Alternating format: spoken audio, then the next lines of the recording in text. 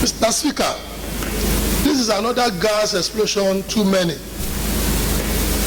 The increasing gas explosion in our state is assuming a worrisome trend and must be addressed frontally.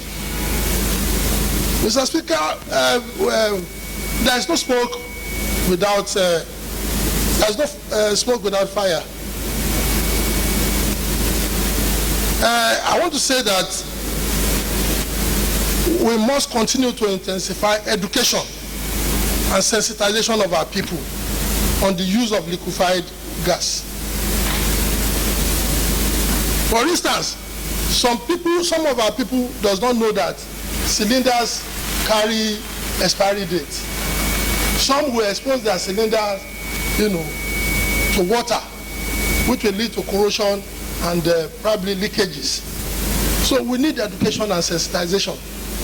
Again, Mr. Speaker, our town planners must wake up from their slumber. The Ministry of Physical Planning and Urban Development must wake up. Our VIOs must be alive to their responsibilities. Tankers some are roadworthy, yet they ply our roads in Lagos State. The physical planning gives approval indiscriminately without considering the life of the people. Densely populated areas, you will see gas outlets, gas stations, dotting everywhere that are densely populated. We must stop this. Proliferation of substandard cylinders are everywhere. So our SON, Standard Organization of Nigeria, has a responsibility in this respect. Mr. Speaker, DPR, MPPUD, Ministry of Information, VIO, should intensify sensitization and strict enforcement of our regulations. Operators of gas plants in densely populated areas should be immediately moved to safer locations. And I also want to recommend, sir, that a high-power task force, because this is one too many. We have discussed it here. There have been incidences of gas explosion, taking off the lives of our people. But more than ever before, Mr. Speaker, we must attack this one frontally with all seriousness in order to abate this untoward trend.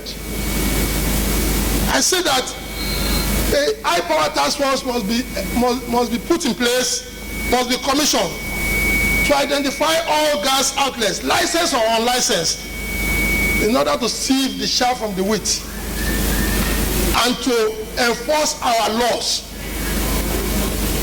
Going forward, Mr. Speaker, all unlicensed gas operators should be shut down and prosecuted, while those in densely populated areas be moved to safer location. SON should wake up also to identifying substandard cylinders and enforcing strict compliance and measures in order to curb and reverse the ugly trend. Mr. Speaker, on the final note, I want to say that every vending domestic gas operators must be compelled to provide at least one handheld detectors in their outlet or in their station, and must provide water and fire extinguisher in their respective gas outlets. On this note, I thank you, Mr. Speaker, and I also want us to frontally and with all seriousness address this issue that is. Honorable Guy, thank you, sir.